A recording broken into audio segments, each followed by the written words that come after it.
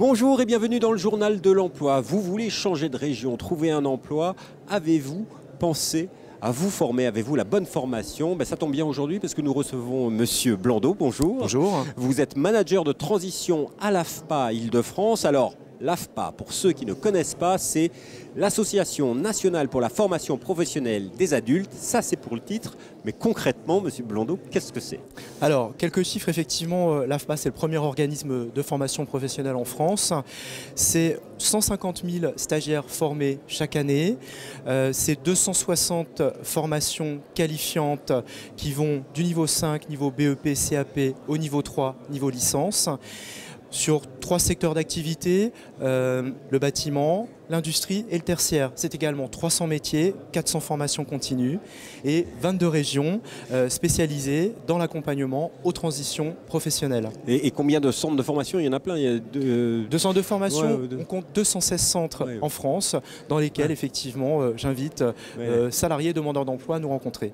Voilà, donc c'est vraiment le premier opérateur de la formation en France. Alors pour des gens qui veulent déménager, qui changent de région, qui changent d'emploi, comment l'AFPA peut être utile à ces personnes en mobilité professionnelle, en transition professionnelle? Eh bien effectivement, nous avons une équipe de consultants qui accompagne à la mobilité professionnelle et à la mobilité géographique des personnes qui sont en quête d'un nouveau métier dans une nouvelle région. Concrètement, ça se traduit par des accompagnements qui peuvent prendre la forme de bilan de compétences, de bilan à mi-carrière ou bien d'analyse des compétences à mobiliser sur un poste au regard de l'expérience du candidat. C'est un suivi qui se fait sur combien de temps? Cela dépend effectivement, ça peut être un suivi qui se fait sur 3 jours, sur 18 heures ou bien plus long dans le temps en fonction de la demande et du projet du candidat. Aujourd'hui, vous pouvez être amené à conseiller à la personne de faire soit une VAE, de refaire une formation, une mise à jour. C'est toutes ces choses-là que vous proposez aux personnes. Plusieurs modalités d'accès à nos titres professionnels, soit par le biais de la VAE quand l'expérience du candidat le permet, soit quand nous sommes vraiment dans le cadre d'une reconversion professionnelle par le biais de la formation, où là nous posons un pronostic de réussite qui est à la main de chargés de recrutement qui vont évaluer le potentiel de réussite en formation. Alors, quel est le regard que vous portez sur ces personnes qui veulent changer de métier, changer de secteur d'activité? Quels sont les enjeux pour ces personnes, le conseil que vous allez leur donner? Effectivement, qui n'a pas rêvé un jour de tout recommencer ailleurs. Après, plusieurs questions se posent. La première, c'est quelles sont aujourd'hui les régions qui recrutent et quels sont les secteurs d'activité qui recrutent.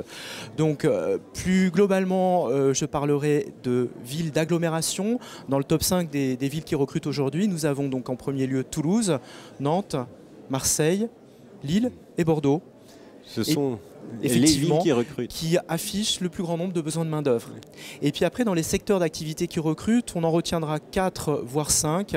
L'hôtellerie-restauration, la partie industrie, bâtiment, effectivement l'immobilier, contrairement à ce qu'on peut penser au regard de la flambée des prix, et puis le secteur de la santé et du social. Et l'AFPA, vous pouvez aider à former sur certains de ces secteurs d'activité. L'AFPA est présente sur 300 métiers qui couvrent les secteurs que je viens de citer. Voilà, c'était la bonne adresse du jour. Donc si vous voulez en savoir plus, vous allez sur le site internet de l'AFPA, www.afpa.fr.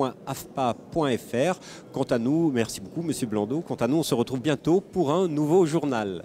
Ah, j'allais oublier, il y a un événement à ne pas rater très bientôt, c'est ça? Absolument. Le 27-25 novembre? Le 27 novembre, l'AFPA ouvre ses portes dans le cadre d'une journée portes ouvertes sur l'ensemble des 216 centres en Île-de-France. Donc j'invite tous les salariés, les demandeurs d'emploi à venir rencontrer les professionnels de la formation. Toutes les informations sur www.afpa.fr. Au revoir et à bientôt.